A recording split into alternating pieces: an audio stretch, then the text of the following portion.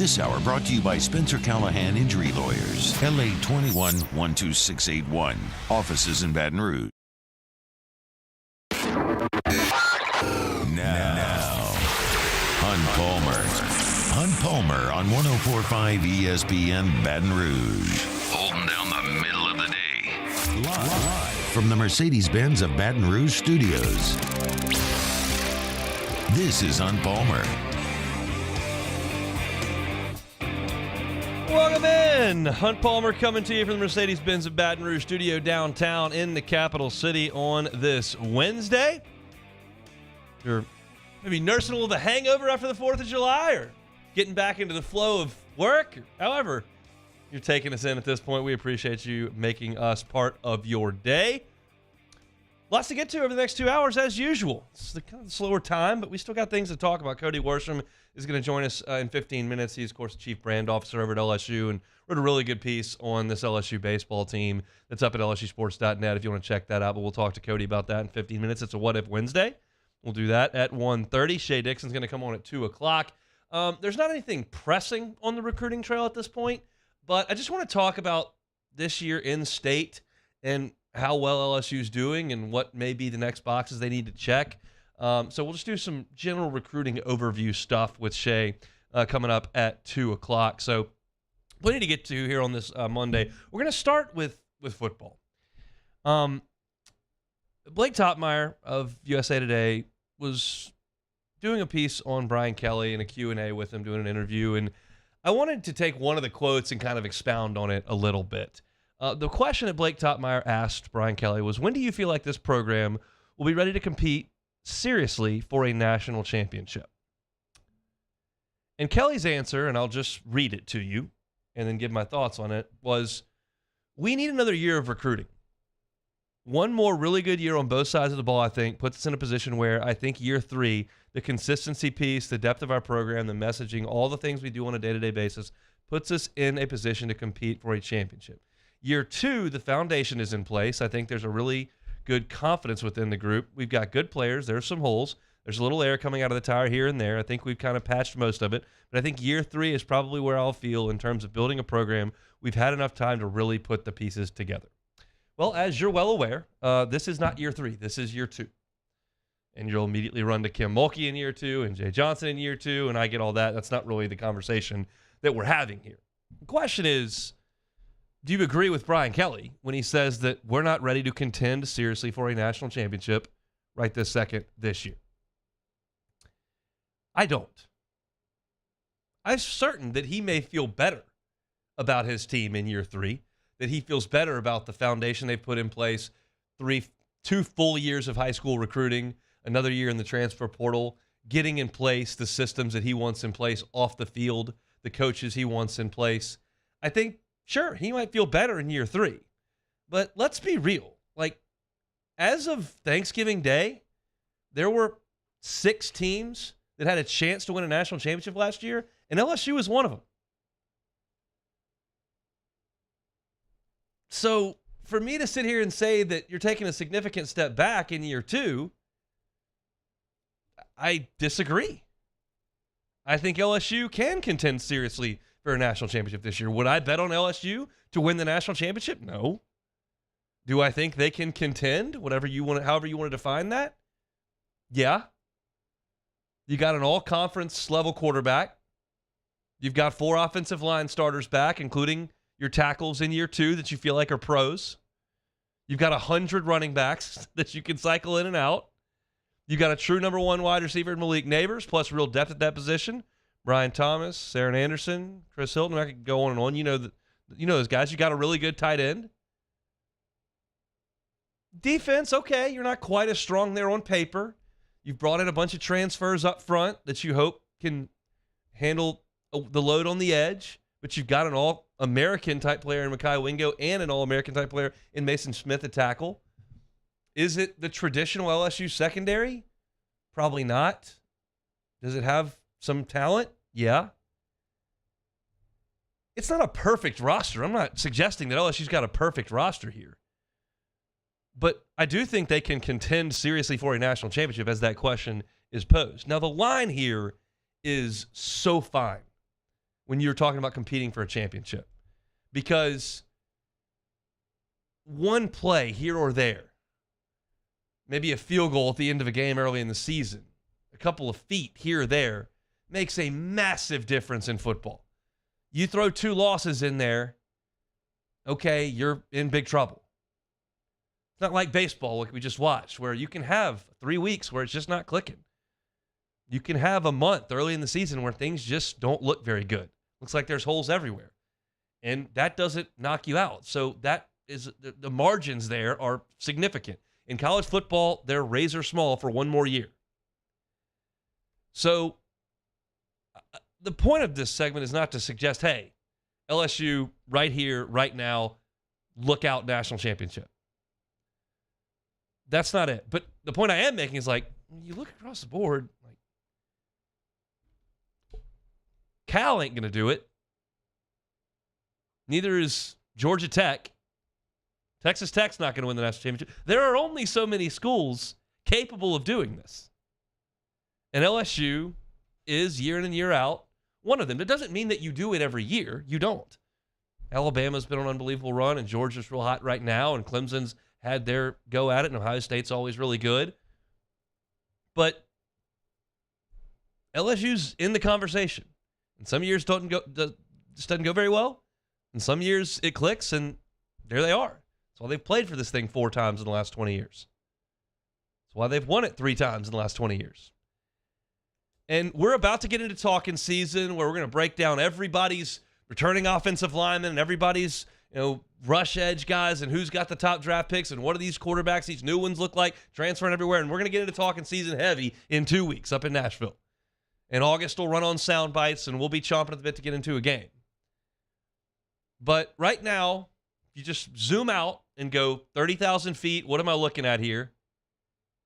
You're looking at a program that recruits exceptionally well, that recruits annually in the top 10, that has gone into the transfer portal and addressed needs, and the roster's probably not exactly where Brian Kelly wants it to be. I don't think you ever really get to that point. But it's pretty close to being where it needs to be. Because the positions where you've really got to have talent, LSU has got it. They've got it on the offensive line. They've got it at quarterback. They've got playmakers. They've got interior defensive linemen that can help control the line of scrimmage defensively and help the rest of the guys out. They've added experience and depth on the edges. They've got one of the best players in the country at Harold Perkins that can change games defensively. Like, there aren't a whole lot of places that you can point to and say, well, they're just not close there. And Kelly says that in the quote. I mean, I read it back to you. It says he thinks that there are some holes. There's a little air coming out of the tire here and there. I think we've kind of patched most of it, but I think year 3 is probably the year. And maybe there's an element of a psychological element here. I mean, we listened to Kim Mulkey do this all year long last year. They were undefeated. Yeah, well, we had a light non-conference schedule. Yeah, well, we've got some issues. Yeah, it's only year 2. And then, they put the bracket out there. We're not supposed to be in the Final Four. Just our second year here. We're trying to install a program. We've got some youth. I mean, Kim Mulkey told us so we're not quite ready.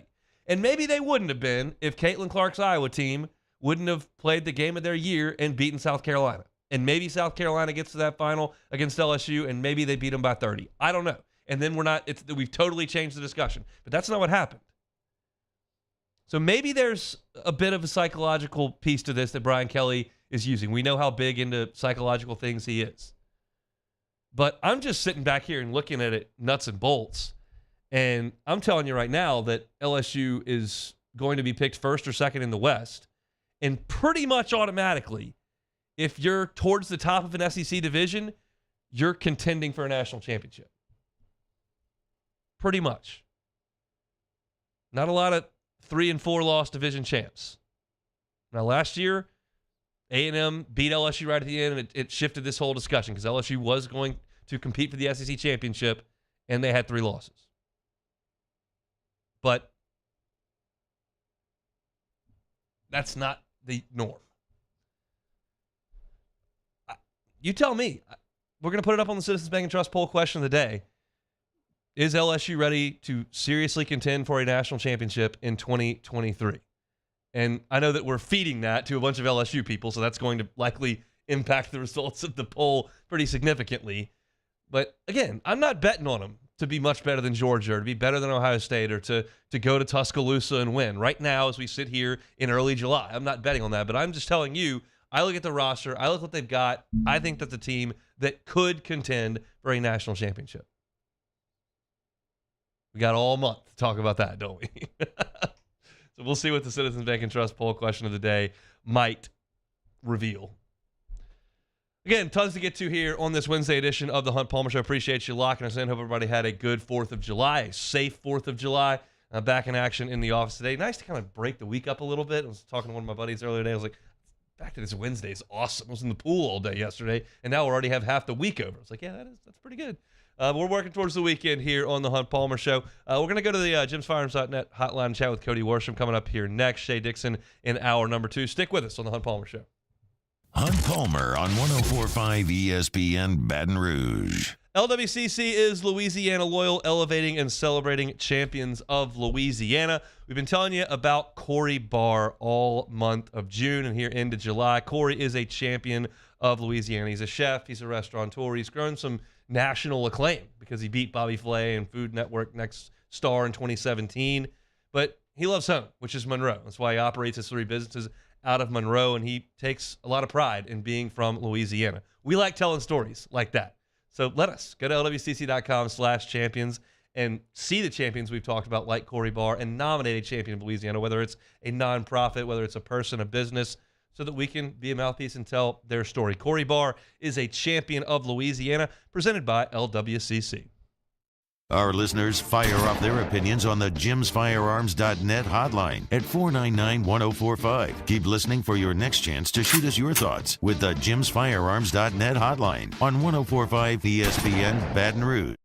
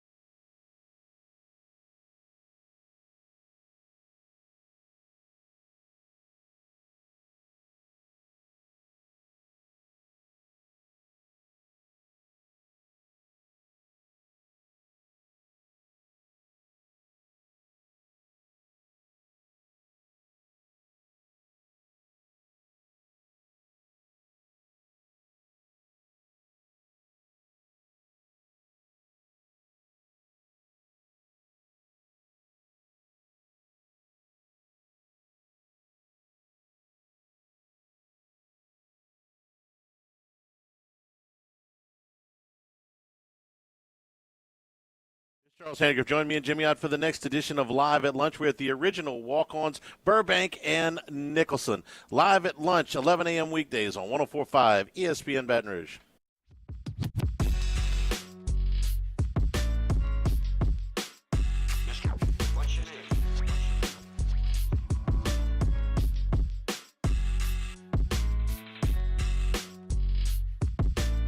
This is Hunt Palmer on 104.5 ESPN Baton Rouge. It's a Wednesday edition of the Hunt Palmer Show, 104.5 ESPN Baton Rouge. Remember last week I was in Omaha, and we're about to see the team off to Game 1 of the championship series, and there were a massive amount of people on in the hotel lobby at the Hilton. I mean, it was just swarming with people. They had the band playing. It was nuts. And my dad's sitting there. He's like, they should really have like somebody here to film this to show it to recruits. And about 5 minutes later, Cody Worsham walked up, and I said, "This is the guy who's in charge of that. Cody, how many people do you have working this exit?" And he goes, "Well, there ought to be a videographer right here, and there's going to be a cameraman right there." They had it all mapped out, all figured out. And my dad got a kick out of that, and I did too. Hard-working man over there at LSU. That is Cody Worsham, the Chief Brand Officer. He joins us on the Jim's Firearms Hotline right now. Cody, how are you, sir? We just lost Cody Worsham. I just texted him, so he should be good to go. But Cody wrote a piece on LSUsports.net today talking about the baseball team that we just watched, and I thought it was a really very well-written piece and one that pointed out a lot of really, really good things. So now we have Cody on the Jim's Firearms Hotline. Cody Worsham, how are you, sir? I'm great, Hunt. I'm in upstate New York, looking at beautiful Lake Champlain right now. So, basking in the glory of a really good season to be an LSU Tiger fan. So, it's a good time to be reflecting on what was a really good year, not just for LSU baseball, but for the Tigers in general. Yeah, the great school year for the athletic programs, and y'all were with them every step of the way. I want to talk baseball with you here because you wrote a piece on LSUsports.net, which you don't write a lot anymore, but you did this time around. What was the thought process behind actually getting on the keyboard? Yeah, okay, so I'm glad you asked because no one's asked this yet. So I was sitting in the airport getting ready to fly up here. We come up here every 4th of July. And Jason Fearman, who works, he's one of our graphic designers for baseball. He oversees our creative design team. He sent one of those kind of, viral social media posts that you see like going around. And it was a lot shorter than what I wrote, but it was probably 6 to 8 sentences of basically praising this team and all the great moments that it had this season. And I was sitting there reading it. I was like, man, I don't get to write much anymore, but I got to write something because I was there for a lot of the Omaha trip and I saw so much and it was kind of sitting inside, bubbling up. And so sitting at the airport, got nothing to do while waiting on a plane. So just started typing away. And then when I got up here, made a couple edits and I said, I'm gonna send this thing out. I don't know if people will read it or not because it's a week later and it's the day before the 4th of July. And I don't know if people are sitting around looking to read something, but I think the same thing that struck a chord with me with the little viral social media post that I saw, I think once I put it into a longer format, it struck a chord with so many people because this team just had so many incredible moments. When you were up there experiencing it day after day after day, it was almost hard to keep track with. I mean, there were some games where it was hard to keep track with, the 2-0 Wake Forest game being one of them. But to actually put it all down on paper and see it in front of your face sort of it's a good reminder of just how incredible this season was and the end of the season was too. How incredible was the season? I've never seen anything like it. To reiterate what I said, I think, in some senses it was not entirely unpredictable. This was a wire-to-wire team that was number one in the country at the start of the season. They finished number one. That doesn't happen much in college baseball these days. You've had a lot more improbable champions because it's really not about who's the most talented team. It's about the team that's playing best at the right time. I think what was more incredible about it was just how everything unfolded. The combination of the star power with the best position player, maybe in college baseball history, in Dylan Cruz, the best single-season pitching performance, maybe in college baseball history, in Paul Skeens. So you had the star power effect there, but then you had the local hometown hero angle with Cade Beloso, who wasn't supposed to be on the team this year, and then he's an integral piece and hitting game-winning home runs, the first and only extra inning home run in a College World Series final. His heroics batting leadoff in the championship game. You had Trey Morgan, a New Orleans kid, played left field some this year, goes back to first base, makes one of the most incredible defensive plays you'll see at any level of baseball. Played incredible throughout. You had Gavin Dugas. You had, and then probably the most improbable piece, or I guess the piece that none of us really saw coming, was some of the pitching performances. I mean, I'm not saying anything that's brand new here, but LSU won a championship series best of 3 against the number 2 team in the country, and Paul Skeens did not throw a pitch. Like that's incredible, right? And that only comes about because Ty Floyd has the game of his life. Thatcher Hurd, gives up 2 runs and 2 hits in the first 2 batters he faces in the game 3, and then he gets no hits and no runs the rest of the way. So that Riley Cooper, Nate Ackenhouse, Griffin Herring. There's just so many compelling storylines, and then I think the most compelling of all is that all those pieces came together. And what I've said is I've never seen a team so locked in on each other. I've never seen a team so aligned psychologically as this team, and that's a credit to Jay Johnson. Not only the talent he assembled, very difficult to assemble that much talent. He did it. It's even more difficult to get that talent pulling in the same direction. And they did that, and it paid off with an incredible championship run. Chatting with Cody Worsham, Associate AD over at LSU and the Chief Brand Officer. He wrote a piece on LSUsports.net basically saying that he's never seen anything like this LSU baseball team. And I echo all those sentiments, Cody, because it's our job to talk about it here. It's y'all's job to promote the brand there. And this team was just the gift that kept on giving, whether it was star power headlines or underdog stories. It was all baked in to this team. What'll be your lasting memory of this team?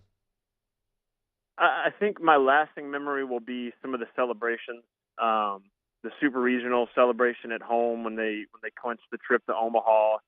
I think what was special about that was the families are on the field, former players on the field, everybody enjoying it, celebrating it.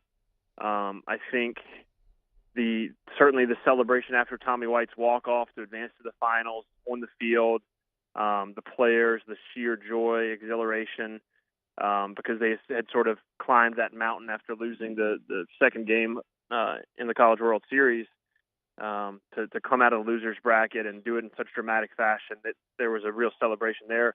And then the championship celebration, which was, when you win 18-4, it's sort of a 3 or 4 inning, 5 inning party. And then the way they celebrated on the field after the game and being greeted at the hotel, all those things. The only context I could compare it to is the other championships that LSU's won. And, 2019 football was unbelievable for its own reasons. But it sort of felt like, especially once LSU went to Alabama and won, kind of an inevitable march. Like, no one's going to stop this team. 2023 women's basketball was, more of just happened so fast and happened in such incredible fashion. This one was, you could kind of enjoy it on the way, and it's credit to Jay Johnson, this team, they did enjoy it along the way. They took these moments to celebrate.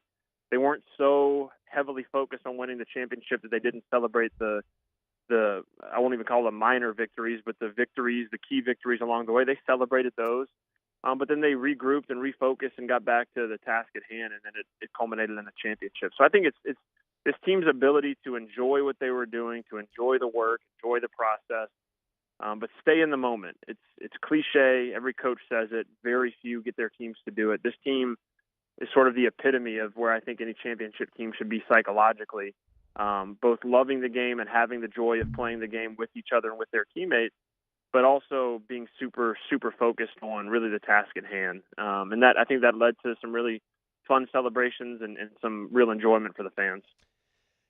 Can you speak to, I know when we go on a run like the 2019 football team and you win the Heisman Trophy and National Championship, y'all can put some content out there and that it's going to get a ton of eyeballs and it's going to go viral and LSU fans are going to eat it up. But can you speak to the level of interest and the passion behind women's basketball or baseball here that doesn't really exist a lot of places?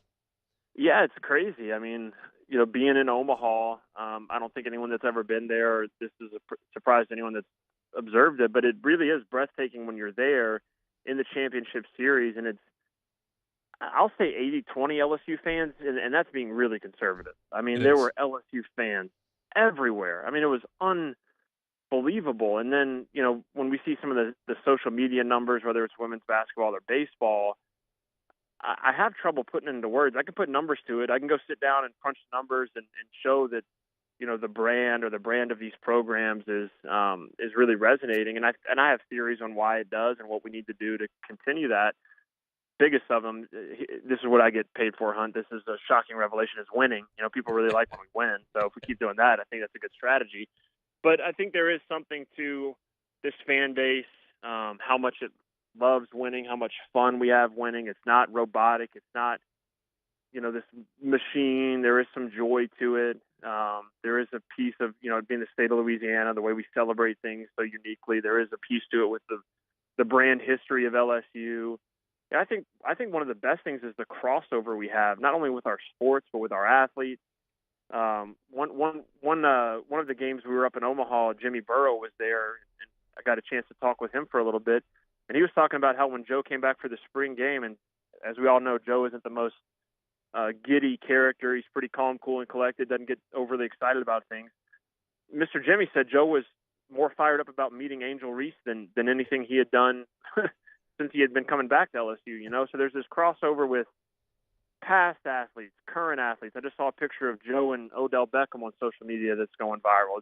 There's this real brand affinity that our football players love our basketball players, love our baseball players, love our gymnasts, love our softball players, volleyball players, and they all engage with each other. I mean, Tyrann Mathieu was tweeting throughout the College World Series. There's just a real love for this place. So I think it's a combination of all of those things, and it just when we win, we take it to another level that really resonates with people. That's exactly where I want to head with my next question here, because I don't think that Paul Bear Bryant or John Wooden really cared about Twitter followers or YouTube videos or any of that kind of stuff. But now this is part of the reality. How closely do the coaches at LSU work with you all to enhance this brand awareness thing that catches fire when you go on a run like they've done? Very closely, Hunt. It's funny when we hired these coaches, in the last couple of years, one of my administrative roles is to get on the phone with them when we hire them and start, working with our communications team to roll out press releases and the social media posts. And we work with Michael Bonnet in the communications department and Dave Haskins' marketing team. And it's a big collaborative thing. But when I'm on the phone with them, I think every single one of them, from Jay Johnson to Matt McMahon to Kim Mulkey, Brian Kelly, they all mentioned in that first conversation the brand of LSU. So one, they care about it, right? They're invested from the start. It's one of the reasons they came here. They cherish it. They talk about it. I don't have to prod them on that. But two, they care about what we're putting out. I mean, I've had Jay and I talk regularly. He cares about our documentary series. The documentary series we put on LSU Gold. He's watched every episode and given us notes and feedback on it, right? Anyone that knows Coach Johnson, he's coaching baseball 24/7, but he takes time because it's important to watch that and give feedback. All of our coaches really, really value the creative work that we're doing, which is it's a blessing, and I wouldn't say it's a blessing and a curse, but it's a blessing, and then it puts pressure on your team and your creatives to deliver. But then we've got great creatives too. We've got Dawson and Austin out there shooting video, and Jacob Reeder, and we got students and GAs out there shooting photo for the College World Series and getting great stuff. And then the coaches love that, and then they want more. And so then we get it's kind of a self-fulfilling cycle. But that's why we do it. That's why we love it, and most importantly, the coaches care, and then our fans engage with it, and our fans go nuts with this stuff, and that gets recruits excited. So it's definitely like a self-fulfilling prophecy that starts with winning. It starts with having great coaches, and then makes our job really, really easy from that point. I assume there's going to be an Intimidator reveal at some point, first game or something. How much? What's the process in that, and how much input do you get on what that thing is going to look like next year? Yeah, we unveiled the one for the celebration, and credit to Jason and Dave and their teams for getting that turned around really quickly. I think we'll get a little feedback on what we do with the next one. I mean, I have my druthers is probably to keep it pretty consistent with what we've done and update it, but that's going to be a collaborative effort where Jay and his program weigh in, and former players. We want it to be something everyone can be proud of. So the key with the Intimidator is you do have to reapply it basically every year just because of weathering and sunshine and rain and all that stuff. So we kind of did the special unveiling for this championship, but we're going to have to update it before the season in all likelihood, just for the sheer weathering effect. So we'll be able to make a good decision on, do we go back to the old design and update it with 2023? Do we do something a little bit different? But I think we'll try to keep it pretty consistent with what we've done traditionally, and then maybe add a little flair here or there just to give it a little updated feel. Well, enjoy some time away. They're going to be popping pads on the Ponderosa before we know it. So we'll talk soon, Cody. All right, Hunt. Thanks. He is Cody Worsham, Associate AD and Chief Brand Officer over there at LSU. That's a really cool thing that I don't think I've spent enough time really thinking about, because I know that these coaches are really getting involved and invested in the brand and the social media experience and all that stuff that goes into it, because you want your place to be the place, and you want it to be cool, and you want it to be noticed, and you want eyeballs on it, and that's Cody and his team's job. And I know that Jay Johnson is very invested in that, and I know that Kim Mulkey is very invested in that. It's a big deal, and as Cody said, when you win, it really helps things, but his team does such an awesome job at enhancing that experience and documenting it, and it's really a really cool thing. And so if you haven't read Cody's piece on LSUsports.net on the baseball team, I suggest you go check it out. He said, I don't think anybody, maybe it's a week old, people don't care. What do I say all the time on this show? I will talk about the 2019 football team whenever, wherever you want. I promise you that is just fine with me, and I feel like a lot of people feel the same way about this baseball team. Certainly only a week and a half out from winning the national championship. So we appreciate Cody from taking some time away. He told me he was in upstate New York, and I said, look, I'd let you off the hook if it wasn't the middle of July and I didn't have really anything pressing or to talk about or games going on, but you're available. You did something cool. Let's talk about it. So we did. So thanks to Cody for making a little bit of time here on this Wednesday. We'll take a time out when we come back. It's What If Wednesday on the Hunt Palmer Show. You're listening to Hunt Palmer. In times of need, get a full list of phone numbers, websites, and other important emergency information on the Demco Stormwatch page at 1045ESPN.com.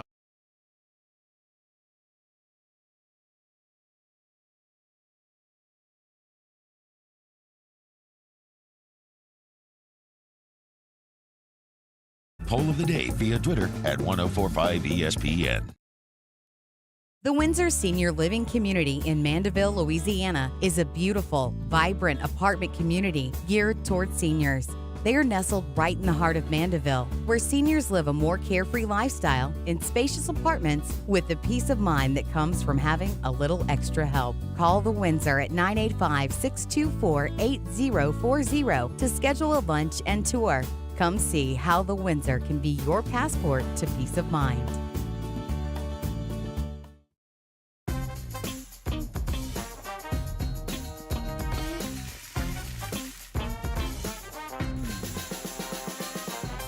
The best kept secret in town is out. Discover Tallulah at the Renaissance Hotel on Bluebonnet.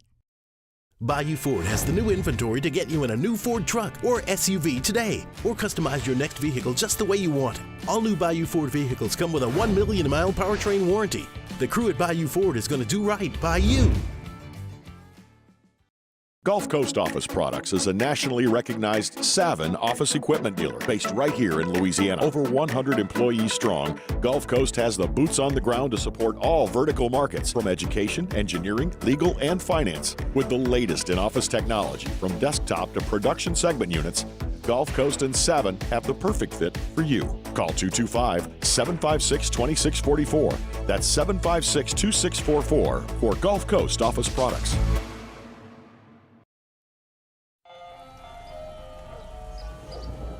Hey there, little buddy. What's the matter? What's the matter? My windows, siding, and my door. That's what's the matter. Relief Windows can fix all of that. I got you. Pop, pop. What's up? Oh my gosh, look! Curb appeal. That's a good-looking neighborhood. ReliefWindows.com. When is a taco more than just a taco? When it's Government Taco. Voted best tacos 3 years in a row by 225 Magazine, Government Taco puts the most delicious spin on tacos the capital area has ever seen. With creative combinations like the Magna Carrot, the Filibuster, or the Steak of the Union. Plus perfect tortilla chips paired with the best salsa and queso you've ever had. And happy hour every day from 3 to 6 p.m. and all day on Thursday. Government Taco, 5621 Government Street. There it is, the extra mile, on the border of expected and extraordinary, for those willing to go further, like vans customized for work or play, with safety and tech to keep you connected, supported by a 5-star sales, service, and finance team, and backed by the 1-star you know. So go the extra mile. It's never crowded, because so few have what it takes to go there. Mercedes-Benz Vans. I've been doing business with Luba for 25 years. They're dependable, trustworthy. It's just the attention to detail with our clients. Our folks have years and years of experience. They're highly trained professionals, but many companies have that asset. What I'd like to think makes Luba a bit different is that we use those talents in a way that truly is dedicated to serving the needs of the folks who depend on us. Gulf Coast Bank and Trust is giving our customers the power to bank anywhere, anytime during this challenging event. Matt Moscona from all of us here at AFR wishing you a very happy and safe 4th of July. We're taking Tuesday off for the 4th, but we'll be back for Wednesday's AFR presented by Plucker. So join us 3 to 6, 104.5 ESPN Baton Rouge.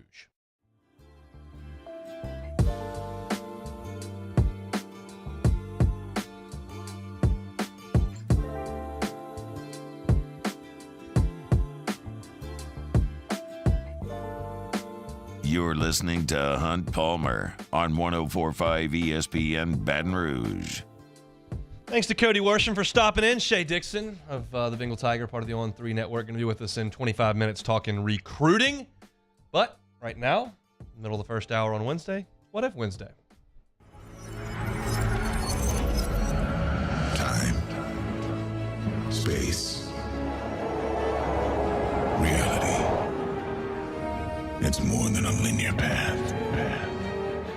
Where a single choice can branch out into infinite realities. Follow me and ponder the question, what if? First one here. What if you had to work in a different market? Ooh, that's interesting. I don't want to. Because I want to talk about LSU. It would so change depending on where you were. I mean, I listened to ESPN Chicago a fair amount during baseball season, and that's a great market to work in because it's huge and they've got a lot of teams. You got 2 baseball teams to talk about during the summer. You got football, you got hockey, you got basketball, and I love that city, but I wouldn't want to live there in the winter, so that's no good. I don't really want to work in another market. I don't want to go work in Philly or LA or Seattle. The question isn't if you want, it's what if. Yeah, I guess. I mean, I would have to pick Chicago because I'm passionate about the Cubs, and I would just figure out how to cover the other teams. Because I just don't want to sit there in Atlanta and talk about the Hawks and the Falcons. Like that's no good. I guess you could throw some Georgia football in there, which I could probably handle, but. Yeah, I guess because I'm passionate about the Cubs, I would pick Chicago. What if you could keep a non-Skeen/Cruise member of the 2023 baseball team? Okay, so the guys that are going to be moving on, you love Dugas and you love Beloso, and those guys were fantastic. They'll be moving on, but I probably have to go with Ty Floyd, and that sounds crazy based on the way he was throwing the ball as of April. But the way that he finished and some of the stuff you saw down the stretch from him, kind of culminating with the outing of his life in the College World Series final in Game 1, that's where LSU's going to need some help. I can pretty much get you around the diamond right now. Jordan Thompson would get a look from me. in this situation. But pitching is what carries the day. It's what you've got to have when you get to Omaha. So I would probably keep Ty Floyd from that team if I had a non-Skeens, non-Cruz thought. That'd be my guy. What if LSU women's basketball and baseball go back-to-back and football wins the Natty this year? We got to win 3 more of these things? Yeah, that would be pretty good for Cody's job, I guess. We just talked to him about winning helps. Look, the women are going to win. They've got to be. It's theirs to lose. Yeah, I mean, they've got to be the significant favorites. We saw what happened to South Carolina this year, and they had the best team, and it didn't work out. And I know Caitlin Clark's back, but the women are going to be better than they were last year, and they lost 2 games and won a national championship. They're going to win. Baseball's going to be in the hunt, and we talked about it at the top of the show. Like, I think football has got a chance to be in the hunt, even though Brian Kelly, the head coach, seems to not think that. But I mean, yeah, that would be a heck of a run if they could figure that out. What if Zach Lee didn't sign with the Dodgers and came to LSU in the early aughts? How good could he have been in football and baseball? Well, I mean, he's obviously a really talented guy. He got up to the big leagues for just a cup of coffee, and it never really panned out for him. I could tell you this with more certainty than I could tell you about what he would have been in college. If Zach Lee does sign and come to LSU instead of going to the Dodgers, Kevin Gausman is playing for the Dodgers out of high school. He would not have shown up here, and he turned out to be pretty good for a couple of years. But obviously, football is going to carry that day. And so he was a 4-star football recruit and looked to be a super athlete that might have been really, really good, but he might have not been all that good. You just never really know with the recruiting side of things. I think as far as speculating and doing the what-if game on what he could have been in football and baseball, that's really hard. What's not is that money that was being shuffled around and through a messy divorce for the Dodgers got diverted from Kevin Gausman to Zach Lee, and that got Gausman here for Maneri for a couple of years. So I realize the football aspect of that is more important to most of y'all that listen, but that's the most definite outcome. All right, last one here. What if LSU hired Lincoln Riley instead of Brian Kelly? Ooh, they'd have had Caleb Williams, I guess, right? I think that's pretty fair to say that they'd gotten 2 years of Caleb Williams playing quarterback down here. And, I think that they'd have scored a lot of points and not been very good on defense. I think that's probably what Lincoln Riley is until he's not that. I think that he would have won a lot of games here. I was excited about the prospects of Lincoln Riley coming in here.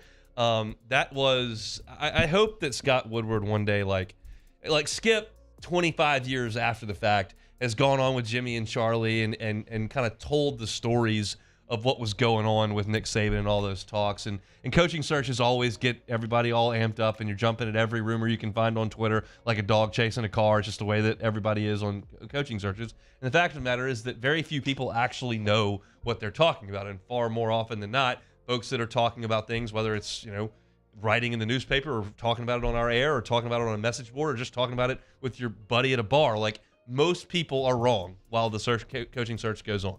That's the way that this thing goes. I'd like to hear from Scott Woodward how this all went down, because it's easy to now sit back 2 years after and kind of connect the dots with whose agent is who and who was helping this happen and who was talking to who. Scott Woodward would tell you right now that Brian Kelly is really the only option he ever pursued. Is that true or not? I have no idea.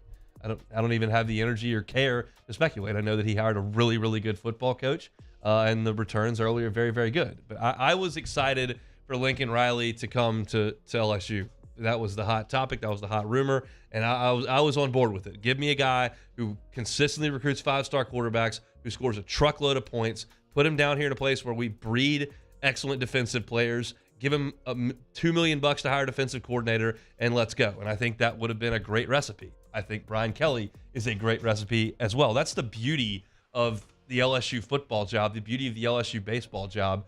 You don't have to have the greatest coach who ever lived to create a championship level program. You just need someone who's capable and can pilot the ship reasonably well.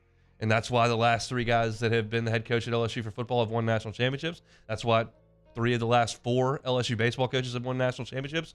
That's what you can do down here. So I was all on board with Lincoln Riley. I think it would have gone very well. I'm all on board with Brian Kelly, and I think it's going to go really well. So I think that's just kind of the nature of this program. If you hire a guy that's a pretty good coach, he's going to win a lot of games. That's certainly what we hope is the case with Brian Kelly down here in Baton Rouge. All right, we'll take a timeout here, and when we come back, there's something happening in sports that you're not paying attention to. I'll tell you about it next.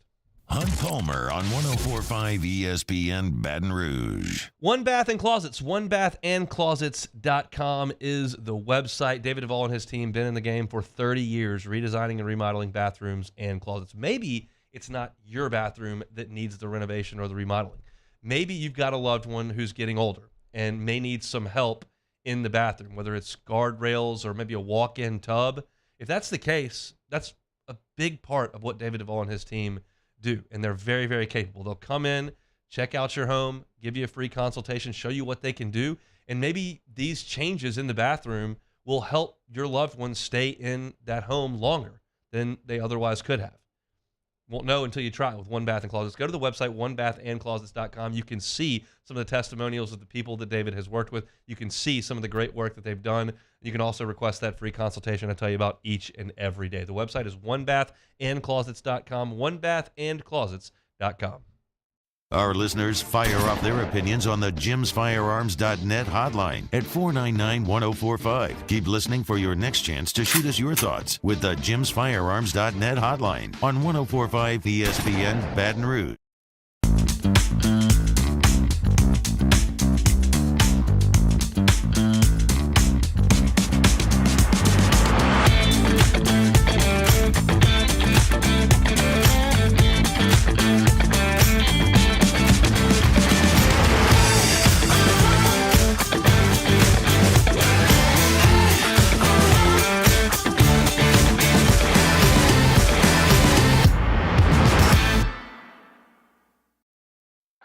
Oh, hey, what's up? It's Big D and Bubba, 100.7 The Tiger Morning Show. We'd love for you to join us every weekday, 4 a.m. till 9 a.m. Yeah, everything you want in a show. Country music. We got laughs. We got celebrity in-studio guests. We just need you. Join us every weekday morning, 4 a.m. to 9 a.m., right where it all started. That's right. Louisiana's country station, 100.7 The Tiger.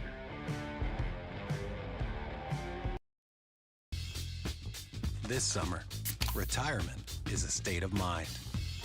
Whether it's a mid-morning activity or an early bird special, grab a Coors Light and chill like you're retired.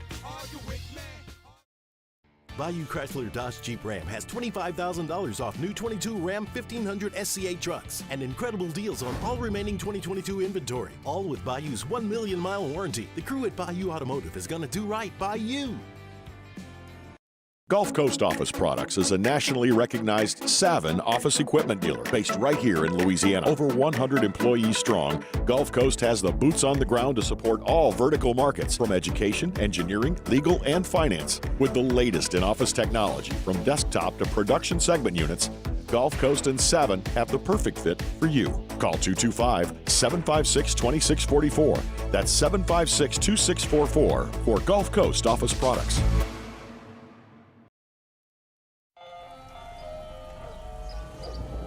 Hey there, little buddy. What's the matter? What's the matter? My windows, siding, and my door. That's what's the matter. Relief Windows can fix all of that. I got you. Pop, pop. What's up? Oh my gosh, look! Curb appeal. That's a good-looking neighborhood. ReliefWindows.com. When is a taco more than just a taco? When it's Government Taco. Voted best tacos 3 years in a row by 225 Magazine, Government Taco puts the most delicious spin on tacos the capital area has ever seen. With creative combinations like the Magna Carrot, the Filibuster, or the Steak of the Union. Plus perfect tortilla chips paired with the best salsa and queso you've ever had. And happy hour every day from 3 to 6. Up on Thursdays, OTB. Summertime rolls right along as we get you ready for football season, plus brand new editions of Big Deal or No Big Deal and Munchies off the bench, 7 to 10 a.m., 104.5 ESPN.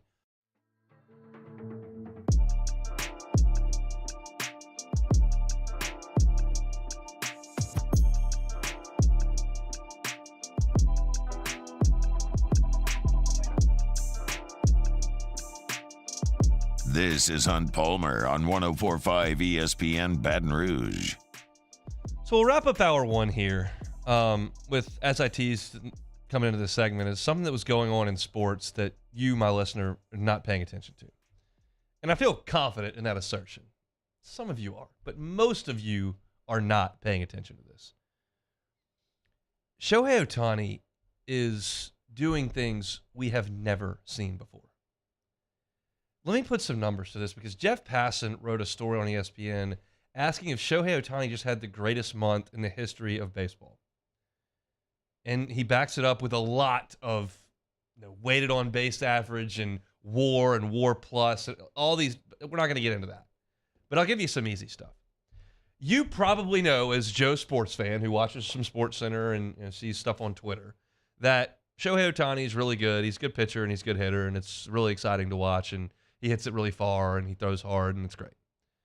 You may not be aware that in June, Shohei Ohtani hit 394 offensively. He was not like one of the better offensive players.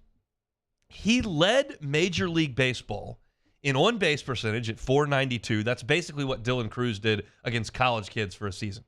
Shohei Ohtani got on base at a 492 clip. His slugging percentage was 952, led Major League Baseball. His OPS, on base plus slugging, led Major League Baseball. He had 15 homers, that led Major League Baseball. He had 29 RBIs, that led Major League Baseball. He had 25 extra base hits, that led Major League Baseball. He had 99 total bases, that led Major League Baseball. He also pitched 30 1/3 innings with an ERA at 3.26 and 37 strikeouts. Opponents off him hit 228. He's one of the best pitchers in Major League Baseball. This stuff, for a guy who loves baseball the way that I do, it bends the mind. He was far and away the best hitter in Major League Baseball over that month and is a top 10 pitcher. Like, think about that. There is no equivalent to this in other sports. I heard somebody say on a podcast that it'd be like if a guy threw for 365 yards and 4 touchdowns and had 4 sacks in a game. Like, that's extreme. And we know that baseball allows for a little bit more fluidity there than football does. But, I mean, it's just amazing what he is doing.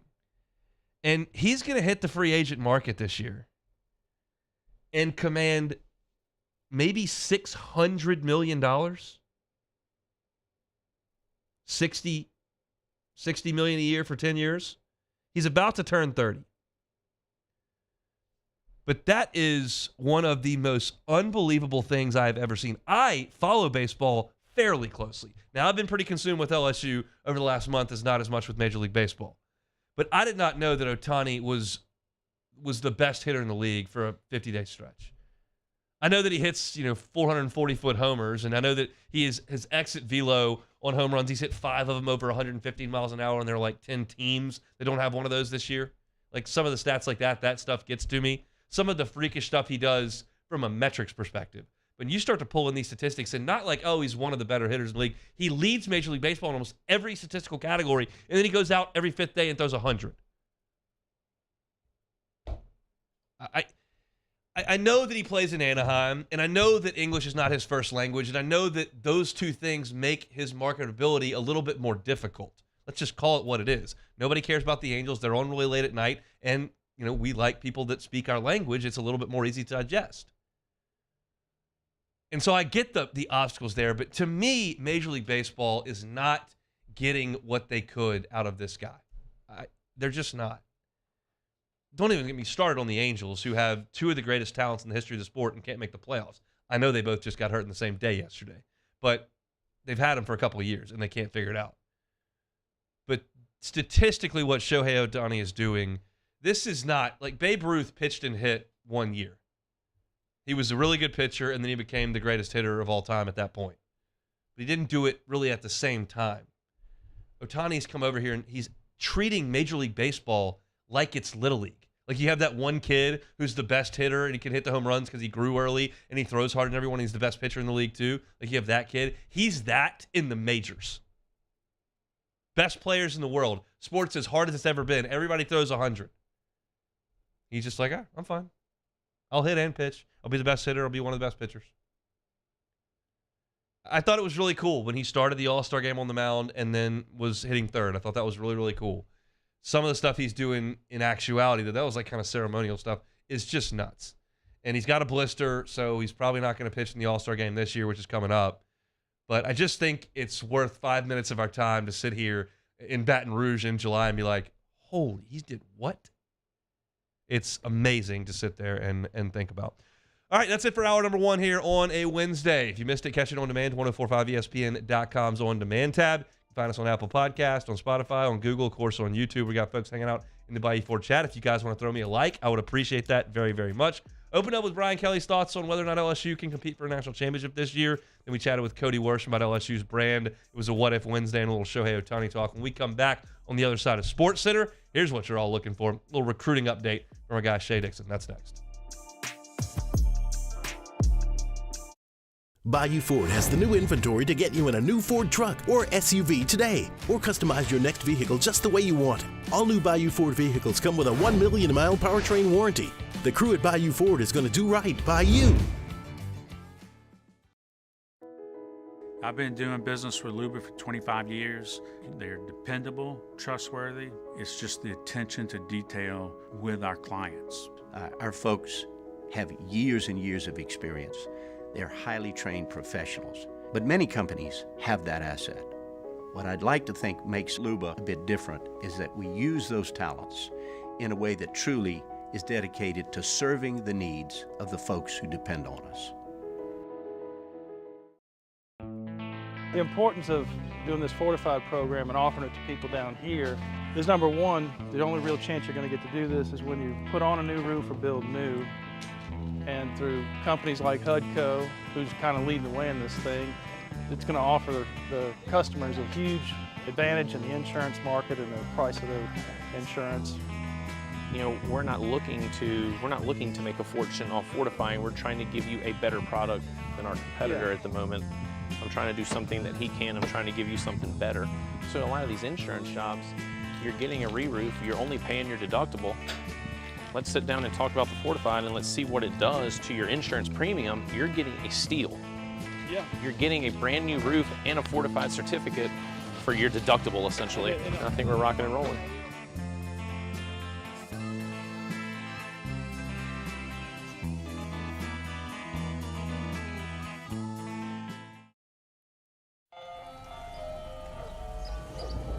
Hey there, little buddy. What's the matter?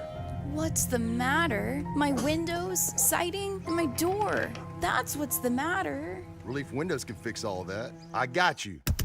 Pop, pop. What's up? Oh my gosh, look!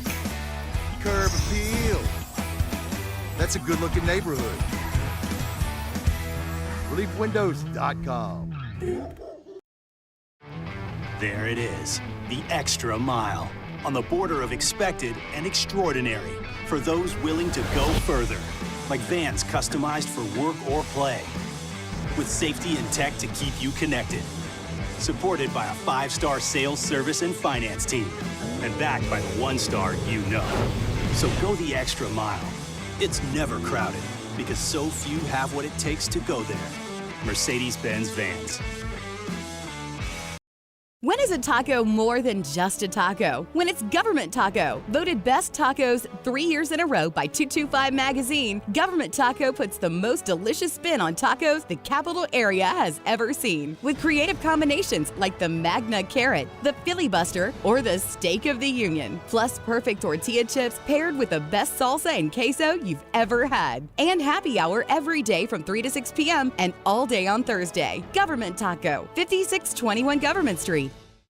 Gulf Coast Office Products is a nationally recognized Savin office equipment dealer based right here in Louisiana. Over 100 employees strong, Gulf Coast has the boots on the ground to support all vertical markets from education, engineering, legal, and finance. With the latest in office technology from desktop to production segment units, Gulf Coast and Savin have the perfect fit for you. Call 225-756-2644.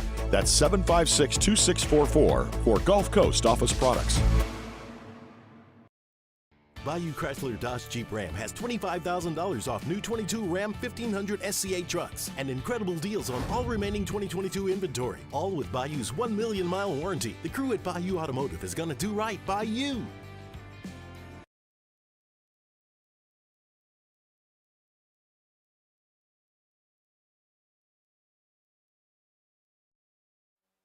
This is SportsCenter. I'm Christine Lisi. Yankees reliever Jimmy Cordero suspended the rest of the regular season and postseason for violating MLB's domestic violence policy. He accepted the suspension. Angels two-way superstar Shohei Ohtani, who left last night's loss with a blister on the middle finger of his pitching hand, says he does not expect to pitch in Tuesday's All-Star game, hopes he's healed in time to make his next start in 9 or 10 days for LA. With the start of NFL training camps approaching, receiver DeAndre Hopkins remains one of the best free agents available. It appears to be a two-team race when it comes to landing D-Hop, explains ESPN NFL insider Jeremy Fowler. Tennessee's pretty well positioned here. Like, they've kept in contact. They're in it. You know, they want to sign him, so we'll see if they can get to the finish line. New England's still in the mix, too. I would say Tennessee, New England, who hosted him on a visit, are the favorites right now. You know, the Chiefs have still kept in contact. They just don't have any money. I think in a perfect world, they'd like to do it. Jeremy Fowler on ESPN Radio. NBA Magic promoted assistant GM Anthony Parker to general manager, replaces John Hammond, who's moving into a senior advisory role. Think O'Reilly Auto Parts for all your car care needs. They're close, convenient, and have the parts you need fast, along with excellent customer service from professional parts people you can trust. Stop by your local O'Reilly Auto Parts today or visit O'ReillyAuto.com. Now, Hunt Palmer on 104.5 ESPN Baton Rouge. Holding down the middle of the day. Live from the Mercedes-Benz of Baton Rouge studios. This is Hunt Palmer. Hour 2 on a Wednesday. Hunt Palmer Show, 104.5 ESPN Baton Rouge. Half the work week in the rearview mirror now. Probably weren't working yesterday, but it's nice that it's already Wednesday afternoon, working towards the weekend. Head up to the JimsFirearms.net hotline right now. We'll chat with our guy Shay Dixon from the Bengal Tiger, part of the On3 Network. Shay D, how are you? I'm doing well. How are you, Hunt? I'm good. I kind of wanted to do, there's no like pressing news in the recruiting world, but I kind of wanted to do a little bit of an overview of kind of where things stand right now, specifically with the Louisiana recruits in this class. We know that one of the biggest questions that was asked when Brian Kelly was brought in, well, okay, can he recruit Louisiana? And in year one, he was dealt some disadvantages, some significant ones, and 5 of the top 10 in the state signed elsewhere. But the focus, I believe, this year, and if Brian Kelly's actions and your coverage are any indication, was to make sure that Louisiana was locked down, as they say. It appears that he's on his way to that now. Yeah, absolutely. And that's how I would view it, too. You look at the top 10 players in Louisiana a year ago, and let's say on an average year, LSU's offering double-digit Louisiana guys, usually 10 to 13 guys, and they'll end up, hopefully, you know, for the Tigers' sake, with around that many commitments or signees by the end of it. And, yes, you're going from back-to-back, 500 regular seasons at the end of the Orgeron era, coaching change where everybody but Brad Davis is gone from the on-field staff and then the head coach. And you're moving into a recruiting cycle where you're picking up, and right then is the early signing period, and in 2 months or month and a half is the final signing day in February. And I think it was 5 or 6 of the top 10 players left. So compare that to this year. Tell me how they're doing this year. Well, the top 10 in the state right now, all but 3 of them, so 7 of the top 10 are committed to a college, and all of them are committed to LSU. And then you've got 3 uncommitted guys. And LSU also has some commitments beyond that top 10. I think they have 18 total commits, Hunt, 72% of them coming from Louisiana, 13 of them. So, yes, a big focus is being put on, okay, let's start by putting the fence back up as best we can around Louisiana and locking down the guys that are the recruiting base, are the reason. Remember, Hunt, that Kelly said one of the reasons I came down here is LSU's got this unique recruiting base. Well, you've got to lean into that if you want to have successful teams and classes at LSU. We're going to talk about Dominic McKinley. We're going to talk about Wardell Mack, some guys that are not committed that we want to get to. But I do want to talk about some of the guys that are committed from the state of Louisiana. We'll start with Trey Green, who on 3 has the number 2 player in the state of Louisiana, 6'7", 240-pound tight end from East Feliciana last year. I think he's on the move here. But what kind of player is Trey Green? Yeah, that and you said it correctly. For those who are saying, I wonder if he misspoke. 6'7", 240, and he's also a very good basketball player. Matt McMahon has been out multiple times to see him. The staff has. They have an offer out. I know he'd like to be able to play both. That's just so much tougher to do than football and track or something like that would be, even baseball, just because of how the 2 years or seasons intersect, football and basketball. But he's talented enough to do both. And I think we've got him right now as a top 5 or 6 tight end in the country. Really, everybody considers him a consensus top 5 tight end out there. I think that when you look at him now going from East Feliciana to playing at Zachary, which is where he'll be a senior year, I mean, he had 800-something yards and double-digit touchdowns last year. You go to a school like Zachary, and you're a focal point of the offense, and you're playing deep into the playoffs, and you could be looking at a 1,000-yard receiver in a tight end. So I really like the direction things have gone so far under Kelly. When you take over and Taylor, immediately becomes an impact guy for you as a true freshman. Then you sign 3 guys this past cycle, including Kamorian Pimpton, a top 5 tight end, who I think is going to be and have that impact that people wished Eric Gilbert would have had when he spent just that COVID year at LSU. Tight end for me is one of the things that's turned around the quickest in the Kelly era. Let's talk about a couple other guys. We'll stick in the 225 with Deshaun McBride from Denham. Yeah, he set Denham's single-season program record for interceptions. He had 9, and that was from the safety spot. And he's all 6'3", well over 200 already. So long. I think this is one of the better safety prospects that's come through Louisiana in recent years. And to get he and Joel Rogers both committed at safety in this class gives them what I think at the end of the day, like when the final rankings are done in February, I think they'll both be in that top 10 range for safeties nationally. And McBride could be well into the, I think, even top 5. He's just got that kind of upside for a kid coming out of the Denham Springs area who had a ton of offers, kind of blew up, and LSU didn't wait to camp or anything like that. They did it in the spring and got his commitment. Let's talk about what On 3 would call the biggest fish in the sea here in Louisiana, and that would be Dominic McKinley, top 25 player in the country. I know that you've posted a lot on 3 on the message boards and whatnot, saying that he's pretty close to the vest, not a very public recruitment. But what can you tell us about the player and what the process is going to look like from now until he signs on the dotted line? Yeah, this is the segment we get into that's just I use radio as a break from my website where I don't have to listen to people melt about what we're about to have to talk about, which is great. You've got 7 of the 10 best players committed, but what about the other guys? And obviously McKinley, being the number 1 player in the state right now, draws a lot of attention. He did June was official visit stretch for him, and you have to remember, so many kids who are 5-stars have been recruited since 9th grade. Well, he became a 5-star and blew up with offers after his junior year. So all of this is still very relatively fresh to him. So he went to A&M, Texas, Oklahoma, Ohio State, all on official visits. And the NCAA doesn't have the cap like they used to. Recruits could only take 5 official visits before. So right now there would only be 1 left, and all these teams jockeying for it. Now you can take as many as you want. I didn't know that. That's great. I had no idea. Yeah, I forgot that. Well, a lot of stuff gets lost in people like Ross Dellinger's timeline, right?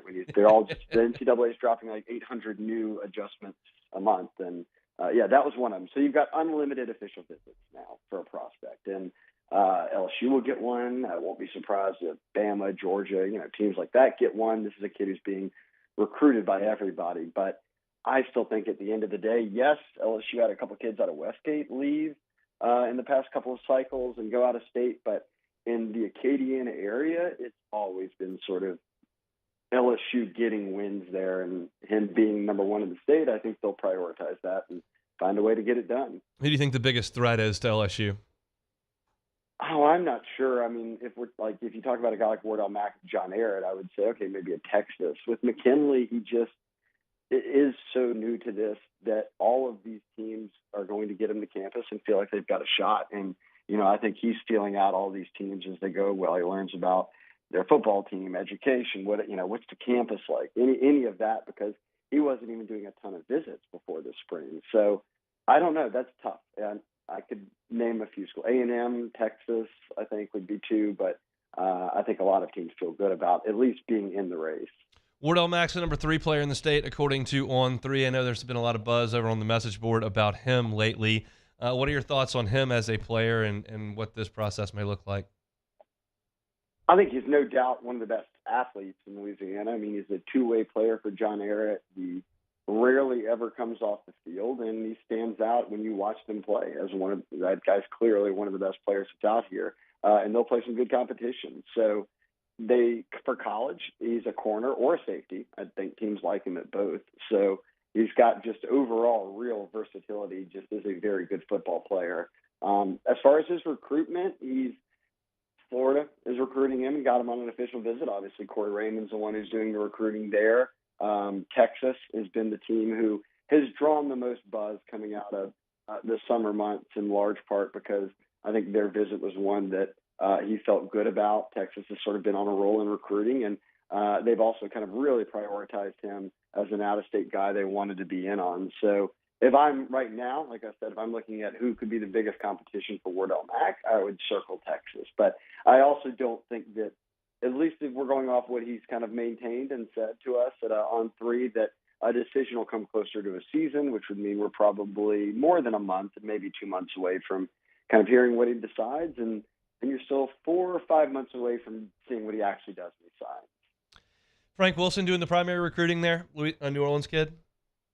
Yeah, I mean, you'll have Frank on New Orleans. I think you'll see Frank kind of involved in a lot of different parts of the state now, maybe more so than his first go-around, just because, A, he's done it, and now he is kind of that guy on staff where you have an out-of-state coach, a guy like Kelly who's not been in Louisiana and doesn't have those relationships that maybe, for instance, a guy like Orgeron had built in. It doesn't become as valuable to have that one guy going point if you've got a head coach who knows all these high school coaches as well, and just how things sort of work. So, yes, now that Frank Wilson's working with Brian Kelly, I would presume, and so far it seems to be the case, that as kind of each month and month on the calendar turns, he becomes a little bit more involved in recruiting all of Louisiana.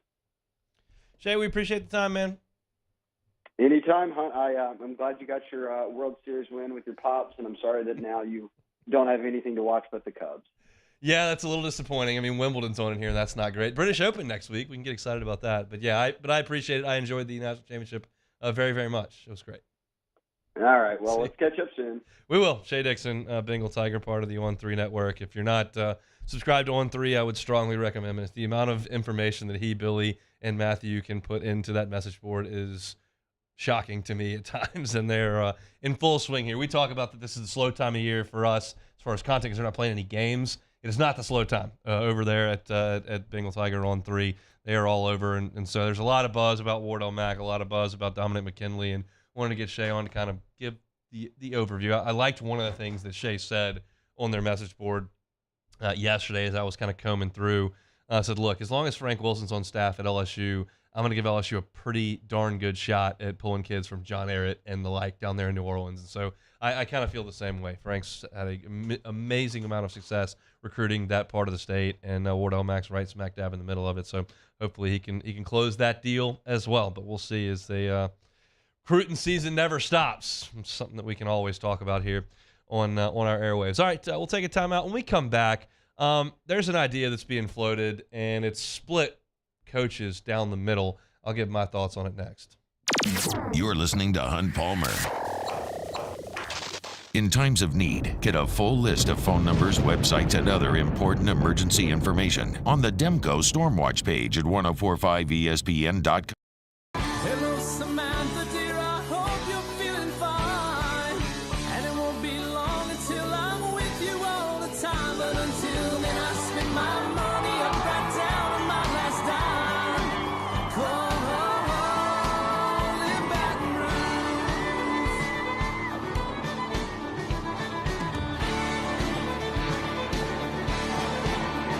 I'm remembering what you put me on through. Gotta send my love down to